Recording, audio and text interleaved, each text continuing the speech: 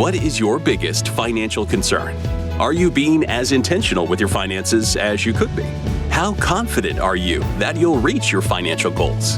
How will life's transitions impact your financial plan? Welcome to the Clarity and Confidence for Life podcast with Tom Fleishel, founder, president, and CEO of Fleishel Financial Associates. Discover how we can help business owners, successful families, and corporate executives achieve clarity and confidence for life while providing tailored financial solutions that eliminate complexity and free you up to focus on what really matters in life to you and your family. Now, on to the show. Hello and welcome to Clarity and Confidence for Life with Tom Fleishel. Tom, how are you? Doing great. Thank you. Oh man, I'm happy to be back with you. I was talking, to you before the podcast last week. I was in Florida, and that's where your stomping grounds are. And man, it was beautiful and sunny and warm. And I'm so mad that I'm back in the cold tundra. Well, some people have to do the suffering. Sorry about that. I'll take it for both of us. Thanks for rubbing that in there. I appreciate that. Good grief. Okay, let's get to the topic then, since you're just going to make fun of me the whole time. All right. Okay, I'm going to try to get through this title. 10 top tax tips for 2022. Sounds great. Okay, so you've got a lot in here. We may not be able to get to it all in one podcast, but we'll give it a shot. We'll see what happens. I know that you've got 10 top tax tips. That's kind of part of the title. And we're going to go through these things one at a time. But you told me before we started recording, you want to give a 30,000-foot view because there is a lot to cover, right?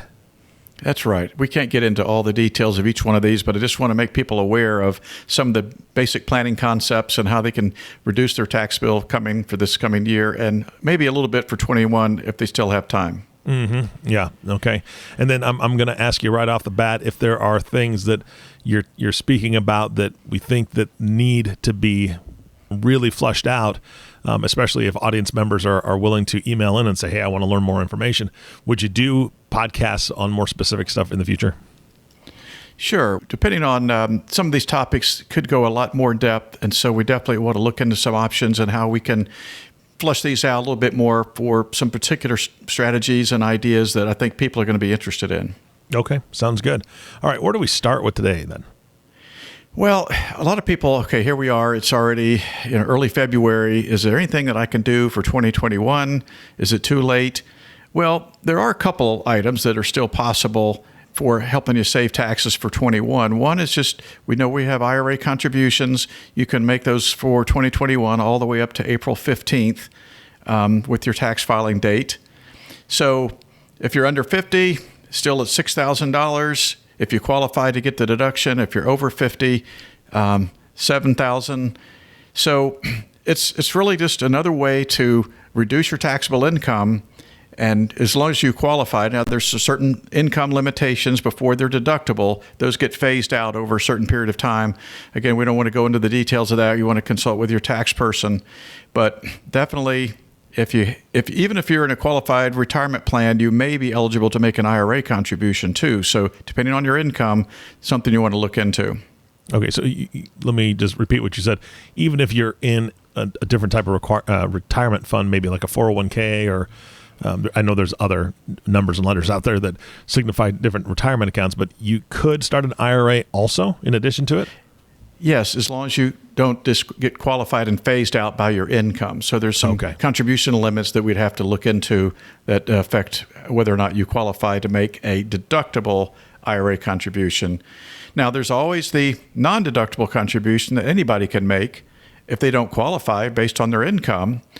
And if you do that, then there's a cool strategy that's still kind of out there that some people might not be aware of. It's called a backdoor Roth. Now, let's remember that a traditional IRA, you put in with pre-tax dollars. Mm-hmm. The money grows tax deferred, and when you take it out later, it's all taxable income. The Roth is more preferable in the case of people that really want to build an after-tax bucket of money that they can take income out of. So most of the time, people that really want to do that don't qualify because they make too much, so they can't make a contribution to a Roth. But if you make an after-tax contribution, non-deductible, you can turn around and convert it to a Roth IRA. And now that is something that the feds and the Congress are still trying to look into how they can eliminate this strategy. And we've seen threats that that's coming. but I haven't seen anything yet that says that's not allowable, at least for 2021. So that's something that people should look into. I think it's a great way to, again, build an after-tax stream of income. The money still grows tax deferred. You just didn't get a deduction for the contribution. And when you take it out down the road, all tax-free. Grows tax deferred, all tax-free upon distribution. So really a great strategy. I think it's going to be very helpful for people, especially younger folks that start on these early and can really build that. Yeah, absolutely. And I know that we're talking about individuals and families there, but what about maybe small business owners? Is there anything they can do before the 2021 expires? Small business owners and independent contractors really have a great strategy they can use called a simplified employee pension plan. And believe it or not, they can make a contribution all the way up until extension deadlines of September 15th of 2022 for tax year 21. And so depending on your profit that you make from your company, you can set up a simplified employee pension plan. It's kind of a function of that, which is allowable. And you can contribute money and still get a deduction all the way up until September the 15th of 2022 with extensions, if you extend on your tax return. So for small business owners that had a really big year and they need some tax deductions, those are one of the greatest strategies that are out there. Fantastic. All right. Well, that covers number 1 out of 10, and we're already like 6 minutes into this podcast, my friend. So, okay. No, I'm not telling you to hurry. I'm just telling you that we may not get through all 10. So, audience, just be prepared. Don't be disappointed because the other ones will come. But let's start with number 2. Number 2, tax loss harvesting in your taxable investment account. So many times people wait till the end of the year and they look at what gains occurred, and then they try to search and see, wow, did I have any losses that I can offset to minimize my capital gains? And if you're not throughout the year looking for those opportunities, it's probably going to be too late. Just like recently we had a drop in the market. Probably people had positions in their portfolio that they could take a temporary short-term loss. They have to wait 30 days to buy the same position back, but if you sell it, then you can use that loss to offset capital gains towards the end of the year that you might have. So, okay, time out. Hang on now, because I've got to get a better understanding of what you just said. So you're saying throughout the year, somebody could look at a position, maybe an individual stock that they've had they've lost some on. They could sell it, capture that loss, is what you're saying. But you said they had to wait 30 days to buy the same position. Does that mean the same exact stock? Right. Yes. So, but if, for example, sometimes people say, well, I sold my Coca-Cola, but I'll buy Pepsi back if I want to stay in that industry or that sector. So you can do that? You know, sure, you can buy anything that's in a different stock as long as it's the same one that you buy back. If you buy it within 30 days, you don't get to use that loss. Okay. So it's called the wash sale rule. Okay. So you're saying same industry is fine within those 30 days, just not the exact same stock. Exactly. Or the exact same fund. If you bought the XYZ growth fund and sold it and then had a loss and you bought the ABC growth fund, then you're fine too. But you just can't buy the same security within 30 days when you sell it. So that's something you have to be careful about because some people didn't realize that they had to wait that 30-day period. It's called the wash sale rule. So how often should somebody be looking at this throughout the year instead of waiting till the end? You mentioned they should be looking at it throughout the year. How often? I would say quarterly. Quarterly, at least at a minimum, that you want to look at your portfolio, look at your holdings. Most investment companies now provide, here's your cost basis that you paid for each of these securities, and here's what it's worth today. Is there a gain or a loss? It's called the unrealized gain or loss. So if we take that unrealized loss and bank it, then we've got that to use towards the end of the year for tax purposes. So a great way, again, just don't wait till the end of the year because then sometimes it's too late. And like last year, things really ran up in December, November, and then, oops, I might have had some losses, but there they go. I don't have them anymore. So, for example, we had a client last year that had a huge sale on a property, big gain. And during the course of the year, we were able to look at some of the positions and say, okay, let's take some losses that we could to offset that. So it's just a proactive strategy that's very important that they be looking at these things during the course of the year because it's just being a lot more proactive so that you have those opportunities when they present themselves. Yeah, absolutely. That sounds fantastic. We don't want anybody to lose, but the markets go up and down. So it's going to happen where something's going to fluctuate. You might as well take advantage of it. That's exactly right. All right. What's number 3? Number 3 is manage distributions. And what I mean by that is there's a lot of different types of investments. And when you think about whether it's exchange-traded funds, individual stocks, or open-end mutual funds that you're using in an after-tax non-retirement account, they're going to spin off capital gain distributions that you really don't have a lot of control over. So if you own the XYZ growth fund and they owned Apple and Amazon and Google and sold them, even if you only bought the fund a year ago, they might have owned them for 5 years. You're going to get a pro rata share of those capital gain distributions. So you get a tax on the gain that you didn't even benefit from. So we have to be careful about how much of those you use in a taxable account. There's more tax efficient ways like exchange traded funds or separately managed accounts with individual holdings. Those are all good strategies, but just be careful about how they're the mix that you use, because it can throw off these unpredictable capital gain distributions, which most people experienced a lot of last year because the market had such a huge couple of years, even after the recovery from COVID, that a lot of funds threw off some pretty significant capital gain distributions that, I got to report that now on my taxes. Yeah. Those are not fun when you see them. And there's some more proactive ways that we can avoid those if you're careful. So how would a listener know if they're in a fund that could possibly do that, could possibly spin off a capital gain distribution? Because it sounds pretty complicated to me, and I wouldn't know what to look for. It's usually with a 5-letter mutual fund. Will have a 5-letter, what we call a CUSIP. It's the symbol that they use for identifying the security. So that would be one way that you can identify it. Like, for example, exchange-traded funds typically only have a 3-letter symbol. So that would help differentiate when you look down your holdings and see if they've got these five letters. It will tell you typically that that's an open-end fund, and just by the description of the security as well. So it's something that somebody needs to help them if they're not clear to make sure they know what they hold in their portfolio. Yeah, absolutely. And again, I'm going to ask, is this something that they should be checking on quarterly, or is this something that they only need to do once a year? Another thing you have to be careful about is if you buy into an open-end mutual fund, let's say in October or November, towards the end of a year, once again, if they had a great run-up, you didn't get the benefit of that growth, but you're going to get a taxable distribution at the end of the year. So it's not anything that you want to necessarily have to do throughout the year. It's just that be cognizant of what makes up your overall portfolio, because those distributions occur and there's really not a lot of control over it. Now, if you sell them, if you had a mutual fund and you sold it before what we call the ex-dividend date, when they distribute capital gains, then you could avoid that. So there is a time that's usually in December that they declare when that distribution is going to occur. So they'll probably want to sell those if they are concerned about possible gains, but then they might have had a capital gain on the fund itself. So they still have a gain they're going to report, but they avoided the distribution of capital gains from the fund. It gets a little complex. It does. It sounds to me like people need to be making a phone call to the professional, right? To be That's able right. To, It's all about proactive planning and talking and having discussions about what's the most tax efficient way that we can invest our money. Got it. Okay. All right. Anything else for that category, or are we moving to number 4?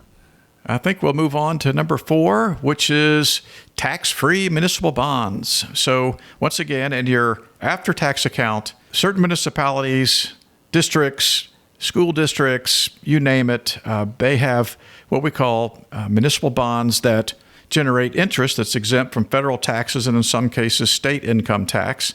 So for people that are really sensitive to taxable income, and they don't want to add a lot of interest income to their bottom line to add on to their other incomes, municipal bonds provide a great way for that.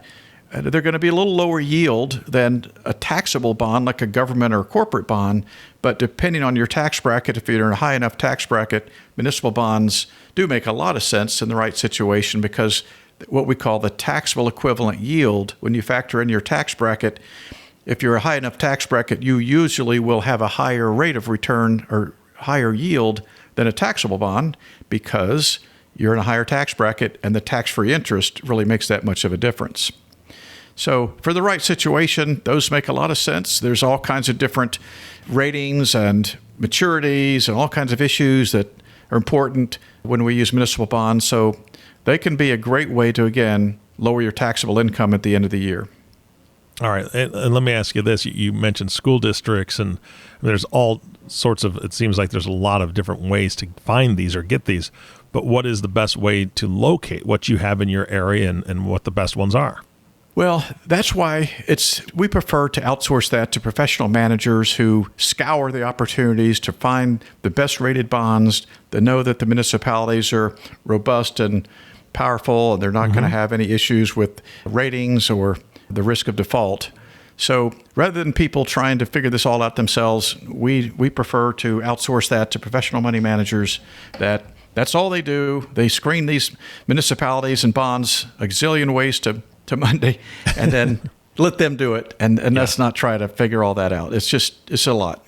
Okay. So again, at the end of the show, I'm going to be asking you for your contact information, which you give freely, and you encourage people to call in.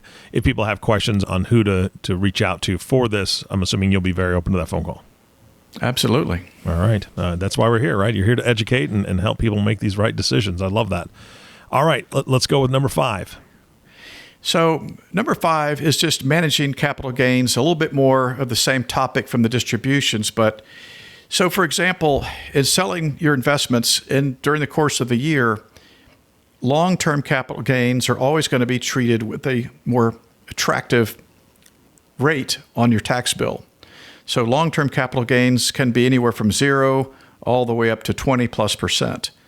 Short-term gains are going to be subject, which is if you sell an investment that you held for less than 1 year, they're going to be subject to your highest marginal tax bracket. So if you're in the 35% tax bracket and you sell an investment less than 1 year, guess what? That's what your gain is going to be taxed at that rate. But if you hold it for a longer period, you'll get the more attractive 20, 25, 24, 23.4, I believe is the highest rate that you can have. So those are just something we want to be careful about. So when you sell a security, make sure that you've looked to see, well, if I held it at least a year or longer, so that you get that lower capital gains tax rate when you sell it. If people need money from their portfolio, for example, they want to make sure that they're looking carefully at each one of their holdings before they sell something so they're not incurring a short-term capital gain. That would be a bad tax trap. Yeah. All right. Nobody likes tax traps. No tax traps. They're like bear traps, but worse. That's right. I'm diving into a rabbit hole here. When you say tax trap, it really feels like it's like a bear trap that you're going to get stuck in, and then there's just Uncle Sam poking you with a stick. Does that sound about right? Not really. You just have to be aware of those different situations so that you don't make a mistake. And some people inadvertently might not know that, and they're going to sell something and incur a much higher capital gain. And it could just be an accident. They weren't aware of it. They might even know that, but they didn't realize that the position they had sold was less than 1 year. So definitely try to make sure that it's long-term capital gain treatment. And that could be even for a property as well as any kind of security. So those are important. Yeah, and there's lots of other strategies I know that you could dive into with this, but we don't have time. And here's the thing is, let's be honest, we don't have time to get to the rest of this list. We've done 5, and I want to review those 5. From what I heard, so we've got, there's some ideas for people that are still able to take advantage of some tax items for 2021, so it's not too late for that. You covered that. You covered portfolio tax loss harvesting, which again is a huge topic. Managing distributions for higher income households. I didn't know much about the managing distribution, so I learned a lot there. Municipal bonds. Again, we're going to ask you for contact information so you can get people pointed in the right direction for that if that's something that would help their situation. And then, of course, that last one was managing capital gains. We're going to need to wrap today. But before we do, I want you to tell the audience what the next 5 are for the next podcast. All right. So the next 5 are looking into HSA accounts, health savings accounts. Okay. Those are great for qualified medical expenses. Using itemized deductions if possible. They keep raising the standard deduction for individuals and married folks. So now it's harder and harder to get itemized deductions, but if you can, by all means. We're going to talk about something called the qualified charitable distribution, which is a phenomenal way for older people to take free money out of their IRA and give it to charity. Nice. Company sponsored retirement plans, best way for employees to save taxes. And then finally, business owner retirement plans, best thing since sliced bread. Man, that is a lot, and that's gonna be the entire next podcast for sure. I'm really, really interested in, so I'll just be transparency to the audience here. Number 9 and number 10 go together for me because company-sponsored retirement plans. My wife has one. And then business owner retirement plans. I'm a business owner, but I don't have a retirement plan for my own business. So I'm really looking forward to that next podcast. Absolutely. Those are wonderful. Yeah, no, I'm excited. So Tom, let's give the people some contact info so they can reach out and maybe ask you more questions. Again, audience, this is audience participation, 100%. Email in or call in with your questions, concerns, comments about the show. We'd love to hear what you want to learn about as well. Tom could dive into each one of these for at least an hour each, but we're giving you that 30,000-foot view so you have those questions in your mind. Let's reach out. Tom, how do they get a hold of you? The first way is email, fleishelfinancial@raymondjames.com, or they can go to our website at fleishelfinancial.com. Or they can call our number, which is 386-738-1800. Fantastic. Tom, thank you so much for your time today. Thank you. Enjoyed it. Heck yeah. And our last thank you, of course, goes to you, listening audience. Thank you so much for tuning in and listening to the Clarity and Confidence for Life podcast with Tom Fleishel. If you have not subscribed to the podcast yet, please click the subscribe now button below. This way, when Tom comes out with a new podcast, it'll show up directly on your listening device. It makes it really easy to share these podcasts with your friends and family. Again, thank you so much for listening today. For everyone at Fleishel Financial Associates, this is Eric Johnson reminding you to live your best day every day. And we'll see you next time.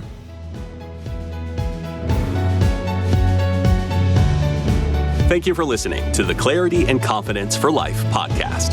Click the subscribe button to be notified of new episodes when they become available.